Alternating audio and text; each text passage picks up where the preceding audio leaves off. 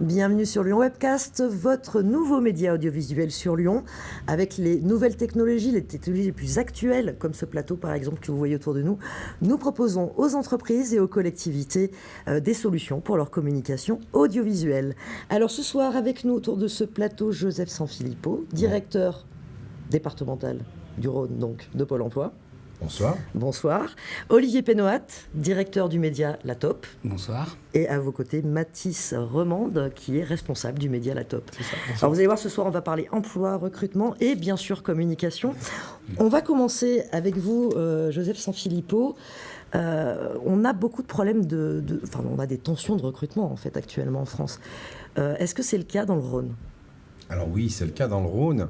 Alors c'est le cas un peu partout en France, vous avez raison. C'est le cas aussi dans 3/4 des secteurs d'activité. Donc vous voyez que ça a pris de l'ampleur, puisque de nombreux métiers, de nombreux secteurs sont touchés par ces tensions de recrutement. Et donc bien Pôle emploi a orienté un petit peu sa politique pour lutter sur ces tensions de recrutement. Alors évidemment en utilisant plusieurs leviers. Et c'est sur ces leviers-là qu'aujourd'hui les conseillers se mobilisent activement au quotidien. Alors, on va revenir plus en détail un petit peu sur les leviers que vous proposez. J'en profite pour vous poser la question, Olivier Pénoat, parce que vous êtes un média qui s'adresse aux étudiants, aux lycéens. Donc forcément, les problèmes de recrutement, c'est quelque chose qui va être amené à être développé dans votre média, j'imagine ? Nous, on s'intéresse, aujourd'hui, vous savez que chaque année, il y a 800 000 jeunes qui passent le bac. Nous, on s'intéresse aux jeunes à partir de la seconde jusqu'à la terminale. Donc effectivement, c'est un moment crucial, parce qu'avec la réforme du lycée notamment, avec le choix de spécialité, c'est-à-dire qu'on demande finalement à des jeunes de 14-15 ans de choisir un futur métier alors qu'ils découvrent à peine, la vie professionnelle même de leurs parents, quoi. Oui, c'est sûr que c'est pas évident, forcément. C'est des questions qui reviennent souvent, Mathis Remande. C'est des questions... alors bon...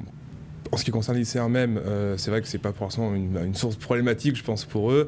Ils y pensent quand même parce qu'on voit qu'ils sont de plus en plus, on va dire, intéressés par leur avenir professionnel. Donc forcément, en fait, c'est quelque chose qu'on doit prendre en compte. Maintenant, c'est vrai qu'en fait, il y a tellement de barrières avant, on va dire, ce souci pour un jeune au lycée, que ce soit au niveau du labyrinthe que peut représenter l'orientation, justement de la réforme du bac, qui pose énormément de questions, qui encore aujourd'hui est en pleine transformation. Donc effectivement, c'est une étape qu'on va devoir traiter, mais il y en a des, on va dire, plus fondamentales avant. Donc voilà, chaque chose en son temps, je pense, à ce niveau-là. Pourtant, sur les manifestations, on voit beaucoup de jeunes, beaucoup de lycéens, d'étudiants qui se posent des questions sur leur avenir professionnel, voire même déjà sur leur retraite. C'est des choses que... Non, mais c'est vrai en plus. Non, mais c'est vrai, il y a beaucoup de lycéens qui sont très conscients de ça, c'est vrai. Alors, est-ce que c'est la majorité ? Je ne sais pas. Je pense quand même que c'est une bonne chose. C'est vrai que si déjà ils ont conscience de ces choses-là, bon, c'est une bonne chose pour eux, c'est une mauvaise chose pour notre système. Mais effectivement, après à plus large spectre, je pense que c'est pas en tout cas de ce qu'on peut voir nous dans notre audience, c'est pas une préoccupation qui va être pour l'instant prioritaire. C'est quoi alors qui est prioritaire pour ce qu'on pourrait rajouter quand même, c'est qu'aujourd'hui on constate que les jeunes, enfin la génération qui arrive là, elle est beaucoup plus entrepreneur de sa vie. Et ça pose un problème parce que d'un côté on voit bien, aujourd'hui on a la réforme par exemple du lycée professionnel et dans une optique d'employabilité. Et en même temps on a des jeunes qui veulent faire leur vie, quoi. Et pas forcément la vie qu'on leur prépare. Donc effectivement il y a une forme d'anxiété qui est sous-jacente à tout ça et qui fait que... Je crois qu'on a du mal aujourd'hui, en tout cas, du côté du monde adulte, on va dire, à comprendre quelles sont aujourd'hui les motivations profondes et puis les évolutions comportementales. On vit une mutation incroyable aujourd'hui et malheureusement, on est encore dans un schéma assez classique. Chez Pôle emploi, est-ce qu'on observe aussi c'est vrai que c'est une jeunesse en fait qui aborde le monde du travail avec une dimension très particulière. Ils veulent préserver effectivement la vie privée à côté, ils veulent pouvoir s'épanouir. Oui, incontestablement. Et d'ailleurs, ça oblige les recruteurs, les entreprises à changer de paradigme et surtout à prendre en compte cette sensibilité qui se fait de plus en plus importante. Je crois aussi qu'ils veulent de plus en plus de sens. On ne prend plus aujourd'hui une activité comme il y a de nombreuses années, j'allais dire, qui était plutôt alimentaire, il faut dire le choix. Bien sûr qu'il y avait des carrières par choix, mais il y avait aussi des carrières parce que voilà, il fallait un salaire. Je crois qu'aujourd'hui, on le verra de moins en moins. On a des jeunes qui veulent du sens dans ce qu'ils font, qui veulent certaines conditions aussi de travail. Voilà. C'est pas qu'ils ne veulent moins travailler, attention. C'est qu'ils veulent travailler c'est différemment. ce qu'on entend parfois, effectivement, donc ça vaut le coup de rajouter. Et tout à fait, donc c'est important de le signaler. Maintenant, je crois vraiment, et ça c'est un élément qu'on voit poindre de plus en plus, c'est que les recruteurs commencent à en prendre conscience. Ils prennent conscience qu'ils ont aujourd'hui besoin de retravailler leur attractivité, et notamment auprès des jeunes. C'est la raison pour laquelle nous, on les invite notamment à y réfléchir. Et c'est très important. Et notamment, quand on parle de changement de paradigme, aujourd'hui, exit le CV ou l'expérience professionnelle. Et alors, ça tombe bien, parce qu'à Pôle emploi, on a un outil qui est fait pour ça. Ça s'appelle la méthode de recrutement par simulation. Eh bien, pas de CV, pas d'expérience professionnelle. On vérifie simplement les habiletés du candidat à occuper un poste en lui faisant passer quelques tests.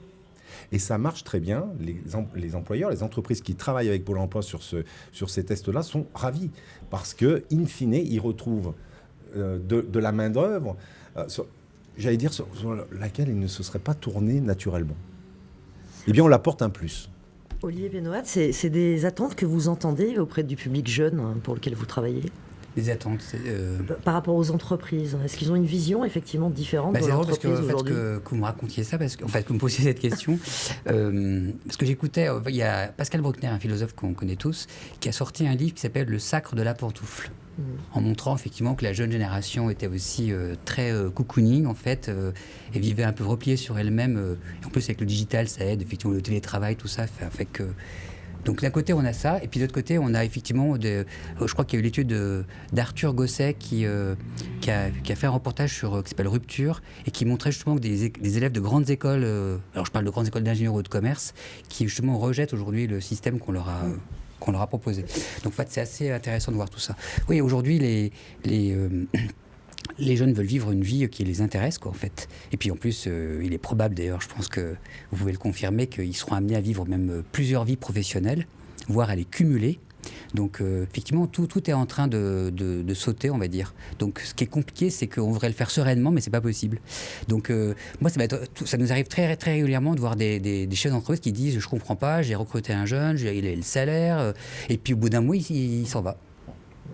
Parce que l'ambiance, parce que la hiérarchie, parce que, et ça devient insupportable, et ils quittent l'entreprise, mais voilà, en disant c'est pas parce qu'ils ont forcément derrière une opportunité, mais ils refusent en fait de subir. Mathis Tremont, je le laisse en dire parce que je vous vois acquiescer fortement depuis tout à l'heure. Vous voulez ajouter quelque chose par rapport à ça ? Non, c'est très juste. Enfin, ce qui est marrant, c'est que c'est un peu ça. Je trouve on est un peu sorti de cette vision qu'on avait il y a quelques années, c'est-à-dire le symbole de la réussite, c'est cet homme en costume sur Wall Street, etc. On voit même des grandes écoles aujourd'hui en plus qui mettent de plus en plus d'investissement justement dans l'artisanat, dans des choses comme ça. En tout cas, qui poussent même leurs futurs étudiants à aller de ce côté-là, à monter des affaires dans ce sens-là. Donc oui, on est sur une grosse transformation. Et c'est vrai que c'est un vrai casse-tête parce que malheureusement, en fait, aujourd'hui, la réforme du bac, elle impose qu'il y ait certains critères, on va dire. Elle voulait, on va dire, sur des bonnes bases, elle voulait faire en sorte justement qu'on ne s'enferme pas dans des cases. Mais c'est vrai que les choix de spécialité font que malheureusement, les écoles, en fait, elles savent plus comment choisir, on va dire, entre parenthèses, recruter les jeunes post-bac, parce que finalement, elles sont obligées d'imposer une espèce de norme. Et justement, avec l'aboutissement de tout ça, c'est-à-dire justement des entreprises qui veulent recruter de manière, on va dire, beaucoup plus... le mot, ça serait intelligente peut-être, parce que c'est vrai que la méthode dont vous parlez, c'est peut-être la méthode la plus efficace, mais qui prend le plus de temps. C'est vrai que je ne sais pas s'il y a beaucoup d'entreprises qui peuvent la mettre en exergue aujourd'hui, ce qui est dommage d'ailleurs, parce que c'est vrai que finalement, on ne peut pas faire mieux que ça. Oui.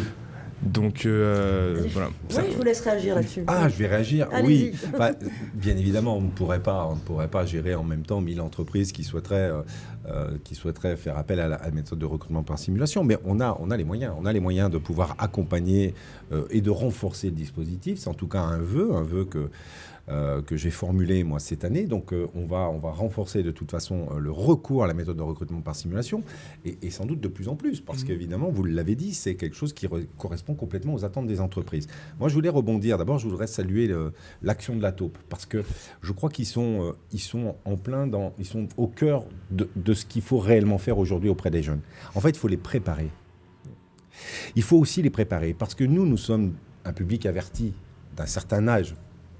Voilà, on a vécu, nous, 2 générations ou 3 générations. Donc, on a à peu près assimilé l'évolution un petit peu de ces derniers temps sur le marché du travail. Mais mettez-vous à la place d'un lycéen. Lui, il ne connaît que le monde d'aujourd'hui. Il n'est pas censé comprendre que lorsqu'il va sortir de son lycée, il va se retrouver dans un monde avec des schémas de représentation anciens d'une violence à peu près inouïe. Donc, c'est quoi l'enjeu ? L'enjeu, il est préparer les étudiants, les élèves, et notamment ceux qui sont dans les lycées professionnels. D'ailleurs, ça me fait penser à une action qu'on monte également à Pôle emploi, comme quoi, vous voyez, on peut se retrouver, mais on a une action qui s'appelle Avenir professionnel, où on dédie un conseiller Pôle emploi auprès d'un lycée professionnel pour juste un seul objectif, faire en sorte qu'après son bac pro, il ne passe pas par la case Pôle emploi. C'est-à-dire qu'on essaye de lui faciliter pendant son année de lycée professionnel, sa dernière année, on essaye de lui faciliter l'orientation, alors soit professionnelle, soit avec des études ou de la formation. Donc vous voyez, il est là l'enjeu. Et c'est en ça que je voudrais aussi saluer, parce que je crois que c'est aussi votre philosophie. Et en tout état de cause, je me sens que là, on tient quelque chose. Et je suis un peu long, mais je voudrais quand même... Je voudrais parler du contrat engagement jeune qu'on a mis en place avec la mission locale. C'est un dispositif gouvernemental où là aussi, on est plutôt dans l'accompagnement de jeunes qui sont sans repère. Bien, ça aussi, c'est de l'accompagnement intensif. C'est 15 heures par semaine de services, d'entretien, parce qu'il faut les préparer. Il faut les préparer au monde d'aujourd'hui et de demain. Eh bien, voilà encore un dispositif qui est plutôt pertinent à la période actuelle. J'imagine que ce que vous entendez, ça répond un petit peu à vos attentes. Tout à fait. Les questions que vous avez aussi aussi. applaudir Pôle emploi, mais en tout cas, effectivement, la démarche est bonne, ouais. Mathis. Ah, tout à fait, effectivement. Ouais. C'est vrai qu'on est... en tout cas, c'est des choses qui sont agréables à entendre déjà. Je reste avec la taupe. Est-ce qu'on peut dire un peu quel est le programme à venir en fait pour les gens qui vous suivent sur les réseaux sociaux? Qu'est-ce qu'ils vont trouver comme information? Alors, ils vont continuer à trouver déjà des bons conseils, on espère.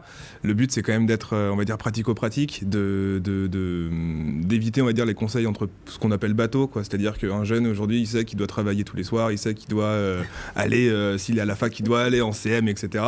Bon, oui, c'est des choses qui, normalement, il est censé savoir, qui en plus le stress quand on lui répète. Donc, le but, c'est quand même de lui trouver des choses, on va dire, qui viennent, on va dire, du vécu de milliers d'étudiants, parce qu'on a des témoignages tous les jours, d'essayer de lui faire comprendre que, en fait, le monde du supérieur, c'est effectivement bosser, c'est être passionné, mais c'est aussi, mine de rien, être un peu malin.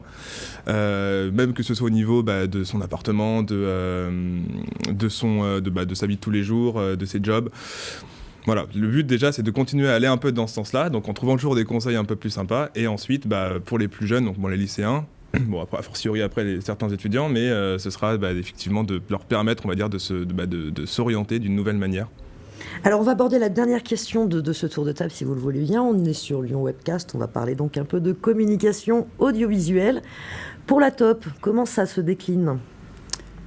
Écoutez, les gens ne regardent plus la télé aujourd'hui. Enfin, en tout cas, la classe d'âge à laquelle vous vous adressez ne regarde plus la télé. Je pense que ça, déjà, on peut... Non, mais ils sont sur les réseaux sociaux. Bien sûr. Et nous, on est présents sur les principaux réseaux sociaux aujourd'hui. En fait, notre force, nous, c'est qu'on connaît, on utilise les bons codes, en fait, pour communiquer avec ces jeunes. Donc ça, effectivement, le média TikTok c'en est une preuve. Et effectivement, on n'a jamais eu autant d'informations à disposition. En fait, c'est toujours... Alors, je voudrais pas profiter pour j'aimerais plutôt lancer un message aux parents pour leur dire... souvent, ils ont une tendance ils sont un peu réfractaires à tous ces réseaux. Et même à interdire parfois même l'utilisation de ces... Ça fait un peu peur. Et au lieu d'être comme ça aussi tranché, il faudrait peut-être mieux d'accompagner leurs enfants dans l'apprentissage de ces médias. Parce qu'il y a des choses extrêmement intéressantes. Aujourd'hui, effectivement, tout est mixé, en fait. Ce qui est compliqué, c'est le tri, en fait. Donc, c'est pas la nature de l'information qu'on va y trouver.